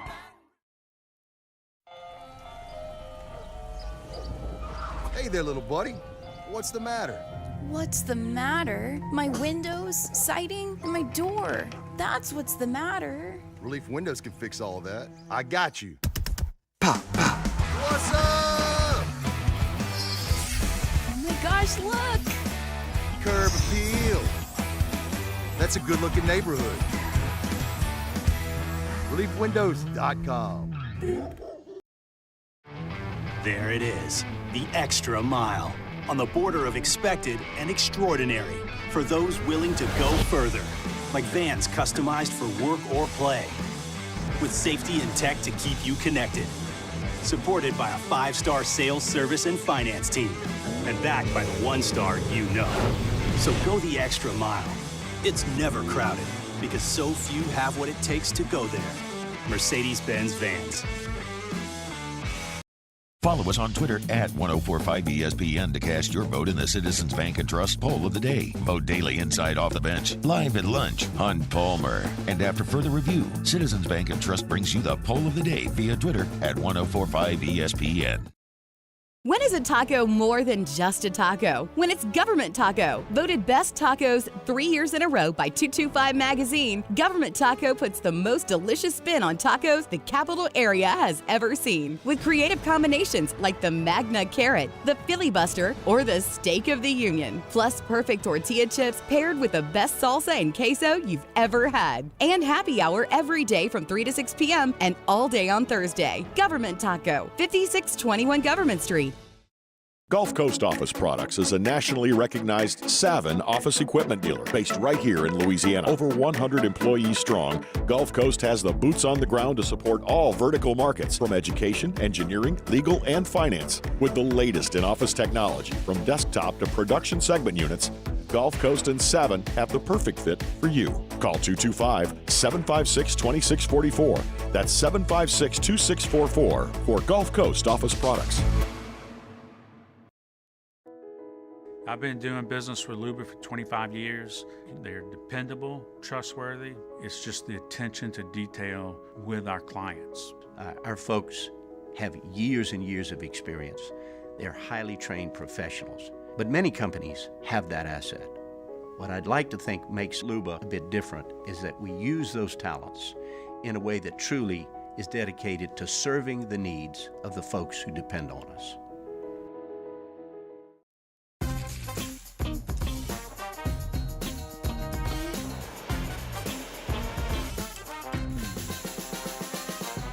The best kept secret in town is out. Discover Tallulah at the Renaissance Hotel on Bluebonnet. All right, let's say ah. Where'd my spotlight go? Super weird, but we can take care of it. Get in and get better at Patient Plus. Gulf Coast Bank and Trust is giving our customers the power to bank anywhere, anytime during this challenging event. And we're right.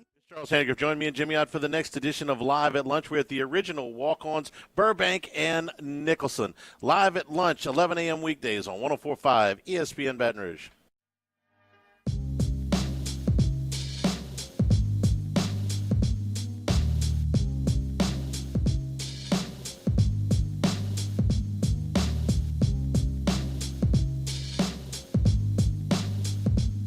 You're listening to Hunt Palmer on 104.5 ESPN Baton Rouge. All right, thanks to Shay Dixon for jumping aboard. I was listening to that promo there that Chuck Oliver says college football all year long on the Chuck Oliver Show, which you can hear on our airwaves starting at 6 o'clock when Matt is done every day. And I'm thinking about, man, this is like he can see the light at the end of the tunnel. I think that's got to be kind of a tough show to do in March, kind of a tough show to do in late May. But we're close. Media Days is like you can reach out and touch it, and that's like when the content just flows.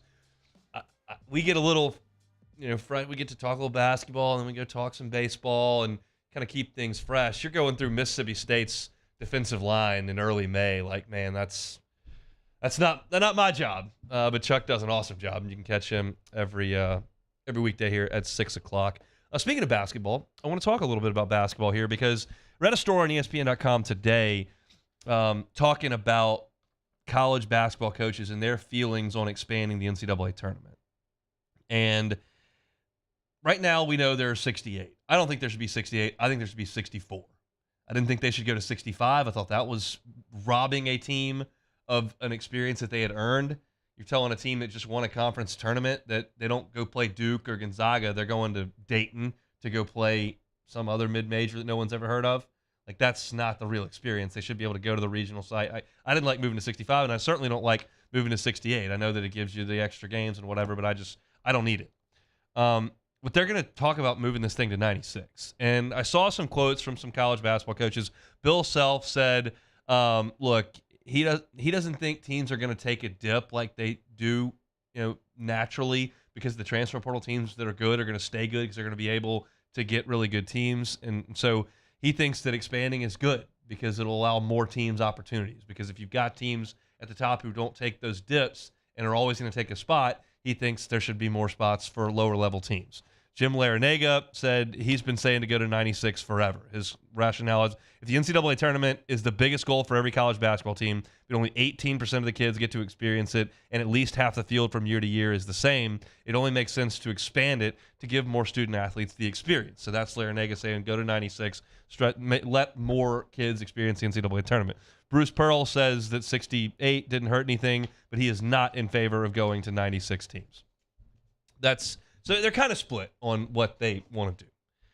I think it's ludicrous to expand this thing to 96 teams. Ludicrous. And it's going to happen because there's more money involved. You play more games, you sell more commercials, you sell more tickets. It's going to happen. They're going to expand it. It's ridiculous. It should be a reward to play in the NCAA tournament. So you don't need more than 18% of the players doing it. If you go to a mid-major, you better show up for conference tournament week and win it. If you're a Power 5 team or a Power 6 team in college basketball, win your games and get in the tournament. What are we talking about here? You're talking about expanding the tournament to 96 teams. You know who got in the tournament this year? Mississippi State. They went 8-10 in league play. We want to now add 30 more teams so we can add Georgia, who went 6-12 in the league. Like, that's what we want to do? There were 16 and 16 in a row. Yeah, just let them in. We got to get more than 18% in. It's not fair. What? It is fair. It's a meritocracy. Go win.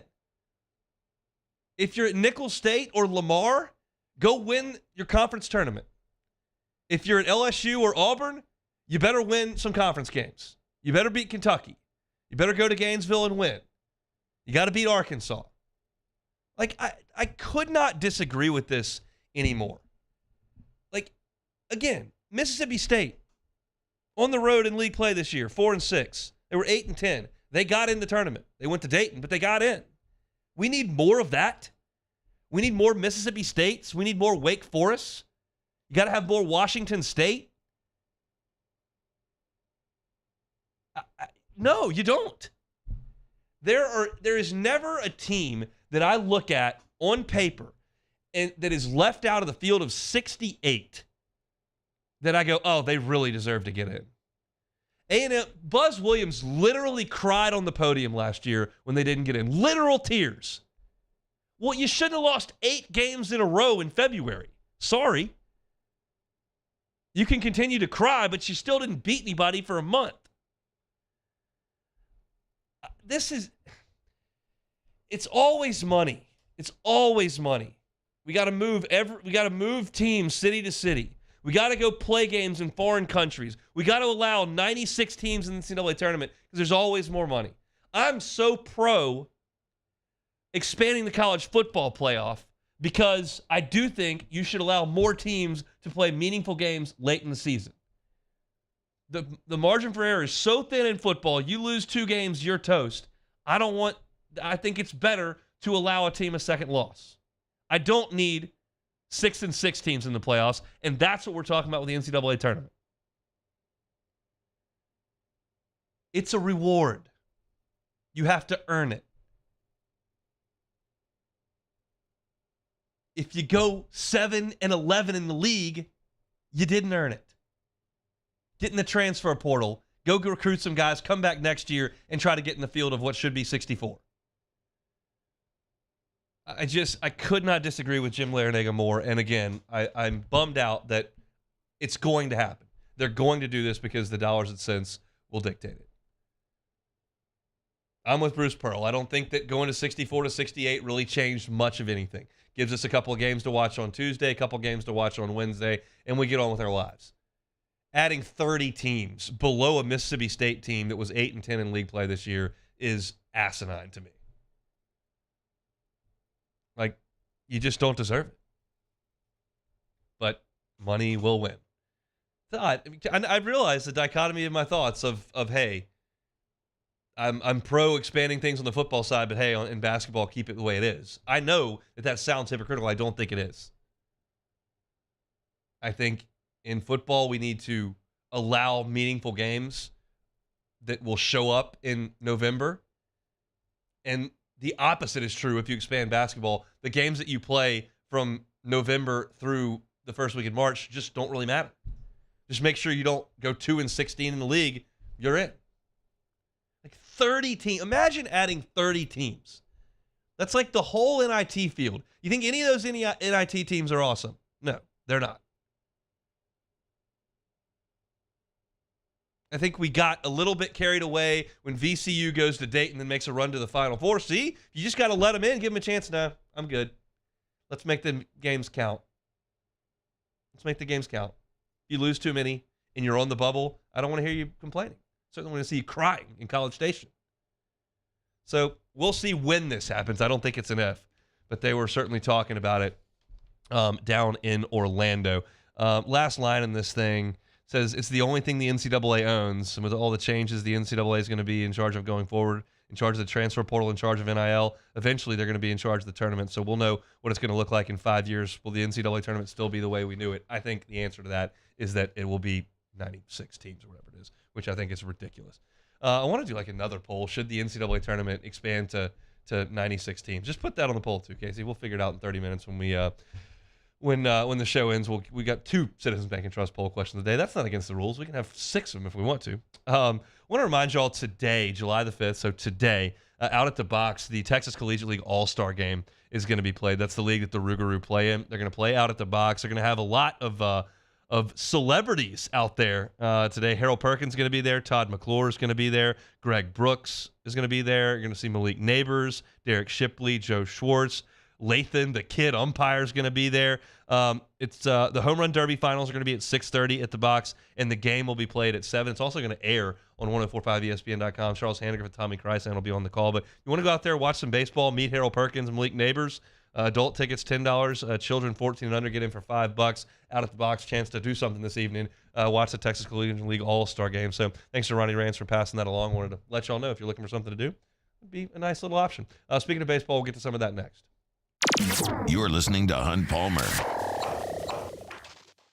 Our listeners fire off their opinions on the JimsFirearms.net hotline at 499-1045. Keep listening for your next chance to shoot us your thoughts with the JimsFirearms.net hotline on 1045 ESPN Baton Rouge. Gulf Coast Bank and Trust is giving our customers the power to bank anywhere, anytime during this challenging event.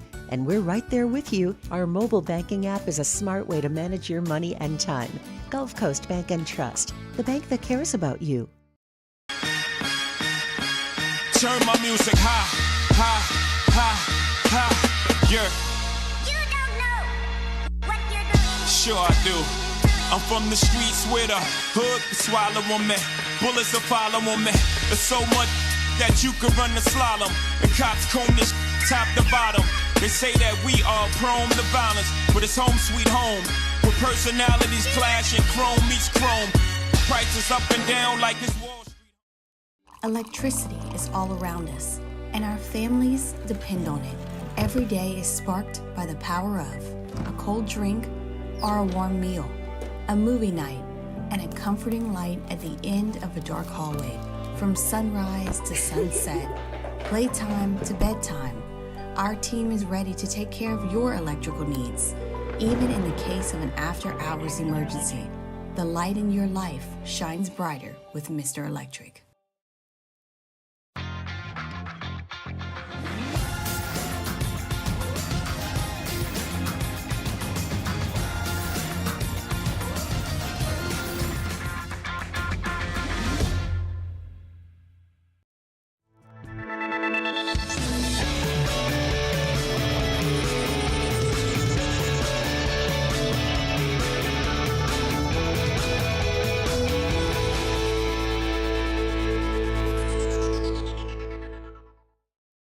Gulf Coast Office Products is a nationally recognized Savin office equipment dealer based right here in Louisiana. Over 100 employees strong, Gulf Coast has the boots on the ground to support all vertical markets, from education, engineering, legal, and finance. With the latest in office technology, from desktop to production segment units, Gulf Coast and Savin have the perfect fit for you. Call 225-756-2644. That's 756-2644 for Gulf Coast Office Products.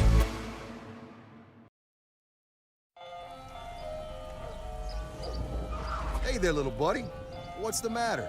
What's the matter? My windows, siding, and my door. That's what's the matter. Relief Windows can fix all that. I got you. Pop, pop. What's up? Oh my gosh, look! Curb appeal. That's a good-looking neighborhood. ReliefWindows.com. When is a taco more than just a taco? When it's Government Taco. Voted best tacos 3 years in a row by 225 Magazine, Government Taco puts the most delicious spin on tacos the capital area has ever seen. With creative combinations like the Magna Carrot, the Filibuster, or the Steak of the Union. Plus perfect tortilla chips paired with the best salsa and queso you've ever had. And happy hour every day from 3 to 6 p.m. and all day on Thursday. Government Taco, 5621 Government Street. There it is, the extra mile, on the border of expected and extraordinary, for those willing to go further, like vans customized for work or play, with safety and tech to keep you connected, supported by a 5-star sales, service, and finance team, and backed by the 1-star you know. So go the extra mile. It's never crowded, because so few have what it takes to go there. Mercedes-Benz Vans. I've been doing business with Luba for 25 years. They're dependable, trustworthy. Matt Moscona from all of us here at AFR wishing you a very happy and safe 4th of July. We're taking Tuesday off for the 4th, but we'll be back for Wednesday's AFR presented by Plucker. So join us 3 to 6, 104.5 ESPN Baton Rouge.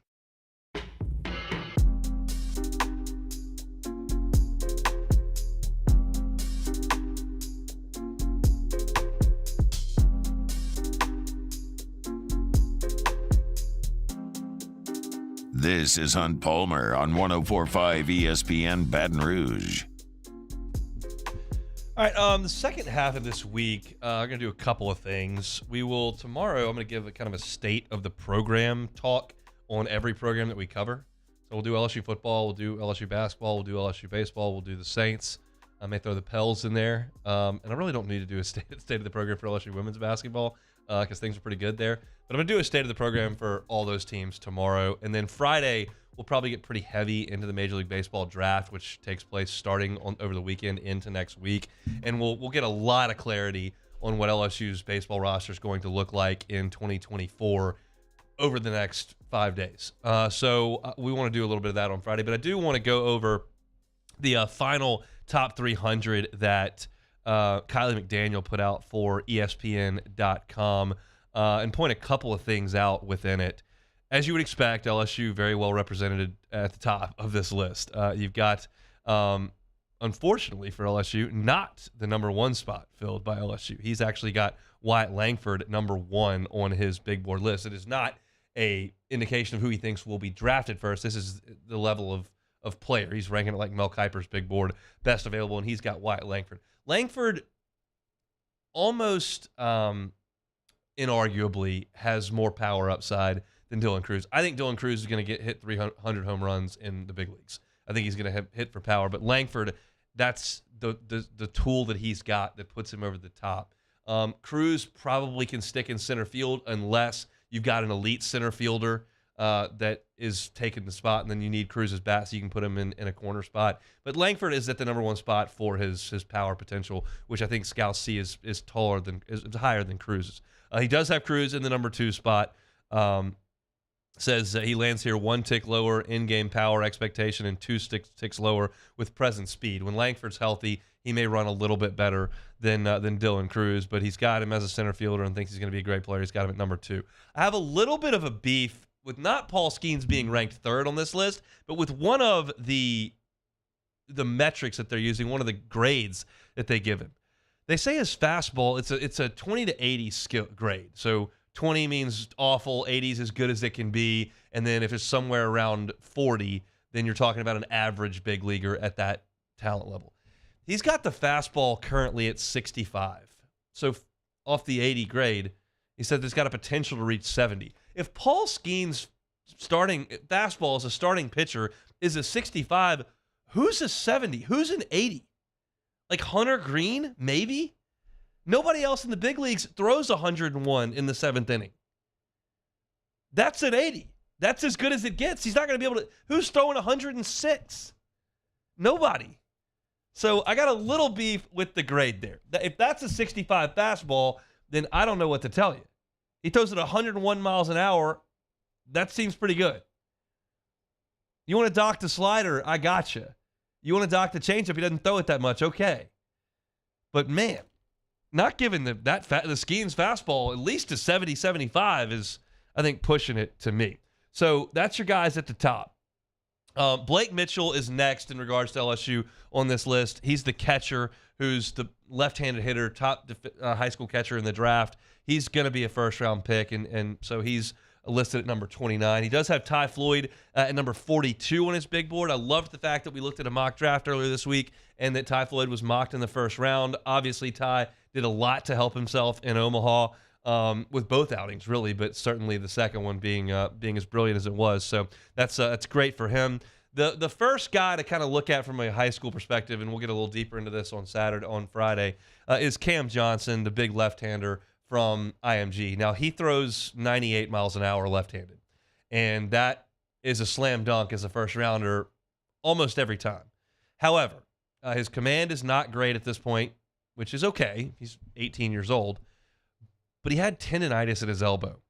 And so you look at a guy who didn't pitch as much as a senior, that had some elbow tendonitis, that maybe scares some teams off and may bump him out of the first round. And at that point, if you're a left-hander that throws 100 miles an hour and you think that after a couple of 3 years in Baton Rouge, you can solidify yourself as a first-round pick, do you take second-round money? We'll see. The thought is that he will, and that's the anticipation at this point. Got Trey Morgan at number 91 on this list. Trey's problem is there's just not a lot of power in that bat right now, and the question is, will more come? He did hit the ball out of the ballpark 9 times this year. That was certainly more than his first 2 years in Baton Rouge. So there was some improvement there as a 21-year-old. We'll see. And I just don't know that his greatest attribute at this present moment is his ability to defend at first base. How much of that is going to matter in pro ball if they put a home run hitter there and move him to a corner outfield spot? We'll see. But Trey Morgan, number 91 on this list, that's looking around the third round. Interesting name here on this next one. Grant Taylor. Draft eligible sophomore. We know had Tommy John surgery and missed this whole year. What does Grant want to do? There are a lot of variables here. Grant Taylor could go in the third round here, maybe the fourth round, sign for high six figures, and move on. He could come back to LSU, but there's no guarantee he's going to pitch next year for LSU. I think a lot of people will say, Javen Coleman pitched for LSU this year. He was the same time as the injury was the same time.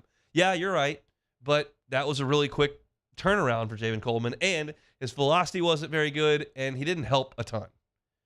So is that worth it for Grant Taylor to come back? He can use this year as a redshirt year, so he wouldn't lose his leverage after next year if he didn't pitch. He could theoretically come back again. You're talking about a guy who probably thought he was going to be in college for 2 years, and now you're telling him he needs to be in college for 4 years.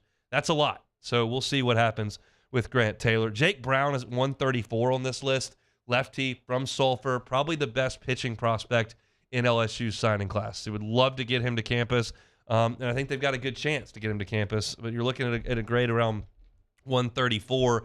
That's somewhere in the neighborhood of the fourth round. That's still six-figure cash that you would be turning down at that point. Now, it's certainly not unheard of for folks to turn down some money to come to LSU, and now there's an option to make some money at LSU while you play on national TV and while you fly charter and while you live what is a pretty luxurious life compared to Joe Minor Leaguer. So we'll see. But Jake Brown at 134. Jordan Thompson, LSU shortstop, listed at 146 here. I'd love to see Jordan come off the board in the fourth round or so. He can play shortstop at the professional level. He's going to have to clean up a little bit, but he's got the range and he's got the arm. Just a matter of consistency to defend at that spot, but he'd be a plus second baseman if that's where he had. And he hit the ball for some power this year, which was really good to see. So hopefully Jordan goes pretty early. Christian Little listed at 226. There's still some talent in that arm. I know. I got you. Didn't have a great year this year. Did not really figure it out at Vanderbilt, but he's still got a hard slider and can throw 95 miles an hour. That's more common today than it was 10 years ago, but there's still somebody that will take a chance on Christian Little. And then the last signing that I saw, I didn't quite get to the bottom of the 300 list, but the last signing that I saw was Ashton Larson at number 248 on this list of Kylie McDaniel. That's starting to get to a level where you would strongly consider coming to school if you're as talented as Larson is. He's a left fielder from St. Thomas Aquinas High School in Kansas. He's thought of as probably the best outfield prospect in this class. So, that's a guy that I'd love to get to campus to pair with Paxton Kling and to pair with Josh Pearson and pair with some of these really talented outfielders that they've got coming back. Larson certainly profiles there. Number 248 on this list from Kylie McDaniel's top 50. So the drama for LSU is going to revolve around where do Skeens and Cruz go at the top, what's the impact of the signing class, and then some of these juniors that have had such great careers at LSU, just how much good did they do themselves with their time in Baton Rouge, and how high can they go up the board. So we'll be locked into it. They moved the draft now to All-Star Weekend, which I think is a great thing. I think there are some coaches that don't love it because it kind of messes with the transfer portal and what your roster is going to look like, and you don't know what your signing class looks like and all that. A lot of transfers are off the board. You may lose a high school signing you didn't think you were going to lose. And last year, LSU had 3 transfer portal guys commit, and then they didn't come to LSU. So I think that the timing of it's not great for coaches, for college coaches, but it's good, I think, for the players to not have to worry about getting drafted while you're trying to win a super regional. I always thought that was stupid. They've moved it back. They're going to get a few more eyeballs on it with some television stuff. And cool thing is that Jay Johnson's going to be a part of the MLB Network broadcast of the MLB draft this year, which I think is awesome for the program to have the face of your program up there watching 2 of his guys sign for north of $8 million. And then, giving breakdowns of some of the guys that they saw when they were playing in the Omaha and the College World Series. So that's a really cool thing for LSU to kind of continue to ride this momentum and this wave that they've been on since winning the College World Series and now into draft night, which is going to be a really good one for LSU. So that's my thoughts on Kylie McDaniel's top 300 for the MLB draft. You can catch that on ESPN.com if you are so inclined. All right, we'll take one more time out. We will come back. We'll play Take It or Leave It, and we'll get out of here on a Wednesday. It's the Hunt Palmer Show. You're listening to Hunt Palmer. In times of need, get a full list of phone numbers, websites, and other important emergency information on the Demco Stormwatch page at 1045ESPN.com. Hi, I'm Brandon Landry, founder and CEO of Walker. Hi, my name is Dr. Craig Green. This is Ryan Terrio with HUDCORoofing.com. Hey, it's Matt Moscona. No matter how big your commercial roofing job, HUDCO can help. My patients come to me because they trust that I can get the job done at a high level.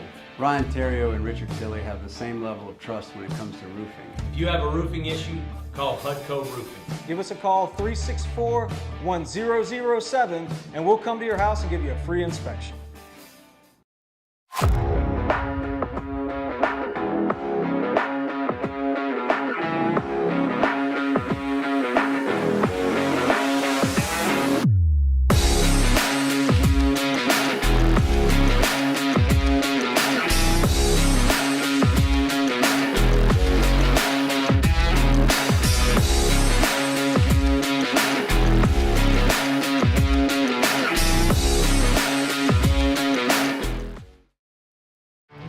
There it is, the extra mile, on the border of expected and extraordinary for those willing to go further, like vans customized for work or play, with safety and tech to keep you connected, supported by a 5-star sales, service, and finance team, and backed by the 1-star you know. So go the extra mile. It's never crowded, because so few have what it takes to go there. Mercedes-Benz Vans.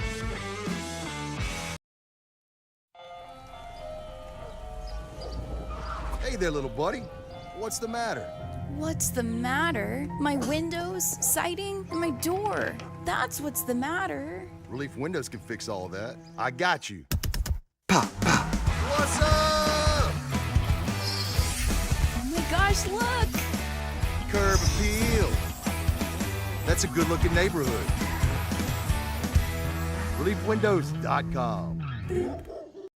When is a taco more than just a taco? When it's Government Taco. Voted best tacos 3 years in a row by 225 Magazine, Government Taco puts the most delicious spin on tacos the capital area has ever seen. With creative combinations like the Magna Carrot, the Filibuster, or the Steak of the Union. Plus perfect tortilla chips paired with the best salsa and queso you've ever had. And happy hour every day from 3 to 6 p.m. and all day on Thursday. Government Taco, 5621 Government Street.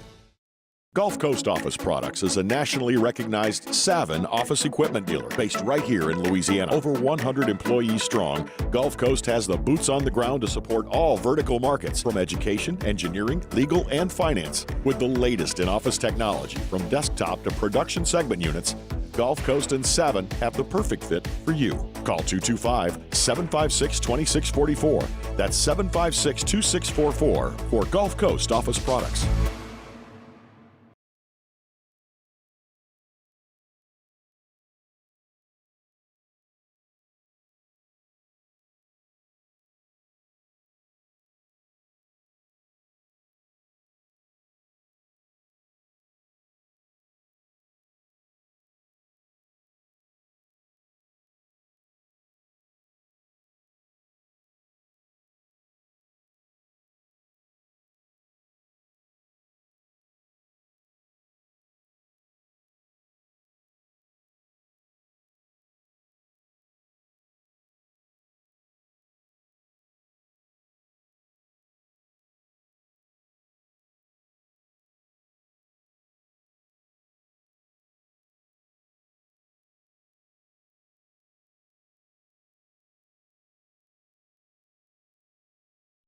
Up on Thursday's OTB. Summertime rolls right along as we get you ready for football season, plus brand new editions of Big Deal or No Big Deal and Munchies off the bench, 7 10 a.m., 104.5 ESPN.